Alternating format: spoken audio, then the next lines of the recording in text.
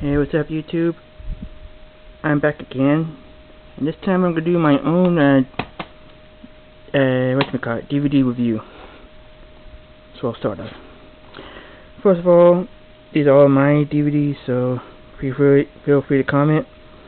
This one is Star Wars Episode 1, Phantom Menace. Guys, it's like around the 1990s. So whoever's out there is a big Star Wars fan, please let me know. Speaking of Star Wars, we got another one, Episode 2, Attack of the Clones. Yeah, this one's a pretty neat movie. I mean, it shows us how the Clone Wars series began. Who knew? Now this one must be the most epic one of them all. Episode 3, Revenge of the Sith. Now this one came out not too long ago. Finally has Anakin turning evil. Cool, huh? Now to continue on the story, we have Episode 4, New Hope. Now the original came out in 1977, which I wanted to get, but this one's like a little remake with enhanced digital sounds, visuals, everything. Same thing with this one. The Empire Strikes Back. This one's a pretty neat movie. I mean, they all are. I mean, heck, the Star Wars. And this one was the last original Star Wars movie, which is The Empire Strikes Back. Now, my favorite part in this movie is when when Jabba sends his dancing girl to the Rancor. Now, for all those who love Robot Chicken, prepare yourself for this. The Robot Chicken Star Wars Special Edition. Now this one has like all the Star Wars sketch from,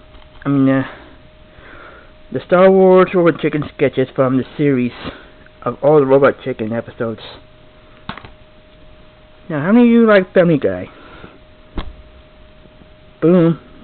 It seems that they just can't get enough. Family Guy Blue Harvest. This one's pretty funny in its own unique way.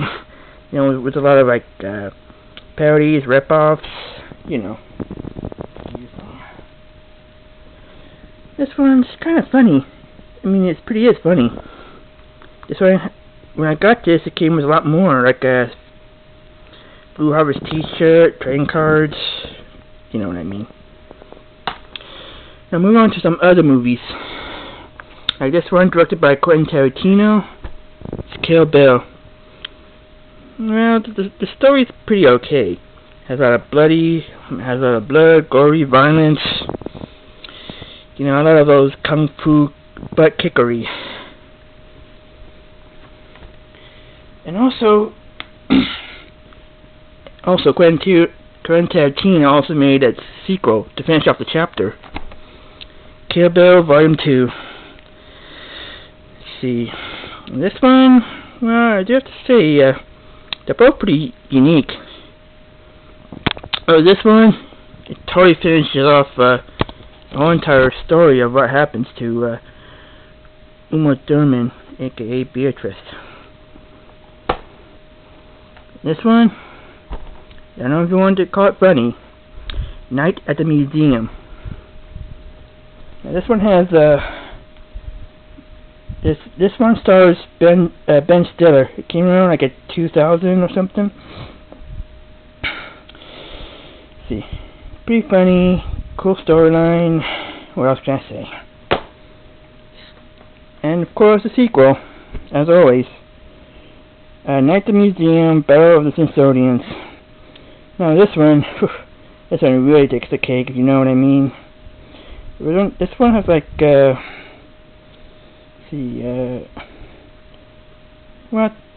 see. This one shows you everything, even about the slab talisman stone, or whatever it's called.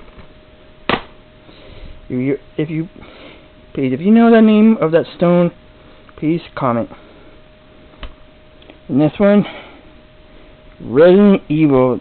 This one I got is the Resurrection Edition. Resident Evil and Resident Evil Apocalypse. 2 for the price of 1. Stars Mia Jovovich. Yeah, she's like the female version of Arnold Schwarzenegger. Yeah, to pump you up. I know I'm terrible. Now this one is the sequel to both of the Resident Evil. Resident Evil Extinction. And see, the storyline between this and the other two, I say they're pretty a-okay for its time. I mean, see, this one is like in the daytime, and this one is set in the this one is set 1 month after the breakout of the T virus. Speaking of zombies, I got the classic and the original golden piece, Night of the Living Dead, 90s version. I mean, the 1960s version, yeah. Now this one I did like a review on with the 90s version. Let's see. This one's okay. It's very classical, memorable. Ugh, she's scared.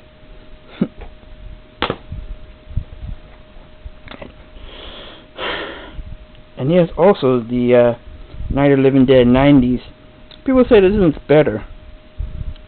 Oh, and I forgot to tell you that when the 1960s version came out, they had to change the name from Night of the Flesh Eaters because George Romero was getting his butt sued so much that he couldn't even sit. This, like I said, this one has a commentary from Todd Savini, the director. Yeah, that's cool. Now this one is for all those Avatar: The Last Airbender fans. The Last Airbender. Yeah, I got this one at Christmas or my birthday or whatever. And the story's okay, but the bending part is great. Not much in the story. The Last Airbender. Then we have this one, which is Charlie and the Chocolate Factory. People say it's a crappy remake of Willy Wonka and the Chocolate Factory. To be honest, I really don't give a dang. It has like Johnny Depp. Same storyline, except it goes a tad bit further. Here's a 1980s favorite for you. Short Circuit. Kind of a... yeah, it's kind of funny in its own way. You know, has like a robot thinking that he's a human being or something, thinking that he's alive. Has like the only thing funny about Johnny Five, he loves to spew all these catchphrases. And for all you chicks out there, we got My Big Fat Greek Wedding. Yeah, this one's kind of a romantic story with a little bit of adventure comedy. This girl right here and her family, they're all Greek, except for him. The story's pretty cool. In a romantic way, of course. Now, the last two before I move on to part 2 is Final Fantasy VII: Advent Children. Now, the first Final Fantasy movie sucked balls. It was terrible. But this one fixed it all. This one fixed everything. Yep. This one continues on the storyline after you beat the Final Fantasy game. With they have the same characters like Cloud and the evil Sephiroth. Now, I used to have the box art for this. Sorry about that. But I still have this one, Corpse Bride.